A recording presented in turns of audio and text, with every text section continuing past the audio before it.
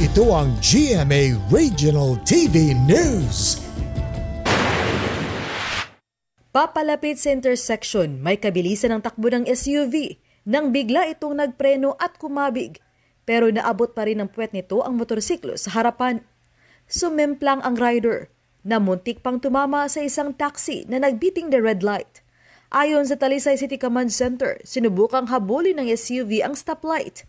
SUV, kusog ang iyang pagdagan, pero bisa naman tuod og nakakita na siya nga stop, ni-apply siya og brake, apan awahin na kayo, tanaw na gid kanunay ang atong oras, unya tanaw na nga to ang kining makita nila nga oras, kay kung sa tanaw gani nila nga about to stop na, di lang gid mohagad og pagtabok aron malikayan ang disgrasya. Walang pahayag ang SUV driver, pero ayon sa mga awtoridad, nagkasundo na ang dalawang sangkot sa insidente. Isang sanggol na tinatayang 7 buwang gulang ang natagpuang gumagapang sa sahig ng female comfort room sa isang mall sa Iloilo City. Sabi ng isang utility worker sa mga awtoridad, inireport lang ito sa kanya ng isang nakakita sa sanggol na lalaki. May nakita ring bote ng gatas. Na-turn over na ang bata sa CSWDO. Wala namang nakitang sugat sa sanggol, maliban sa bukol sa ulo. Natukoy na rin ang ina ng bata na napag-alamang hindi taga Iloilo City.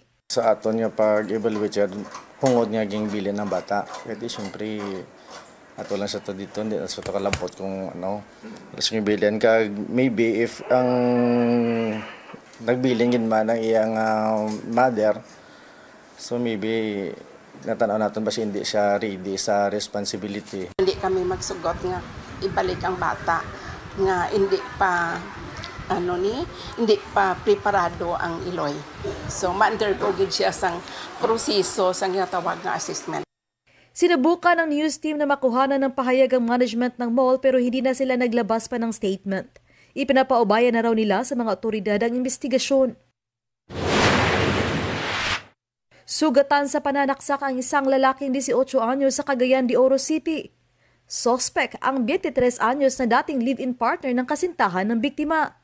Batay sa investigasyon, nagtalo ang suspect at ang biktima kasama ang babaeng kasintahan ng biktima.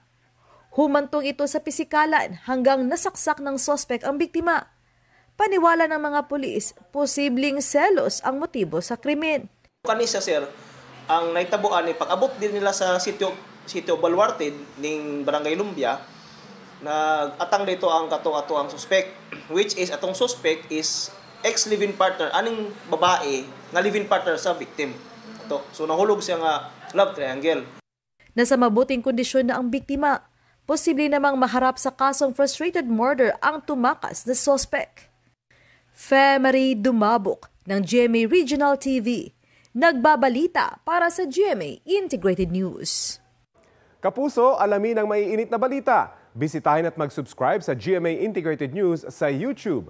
Sa mga kapuso abroad, samahan nyo kami sa GMA Pinoy TV at sa www.gmanews.tv.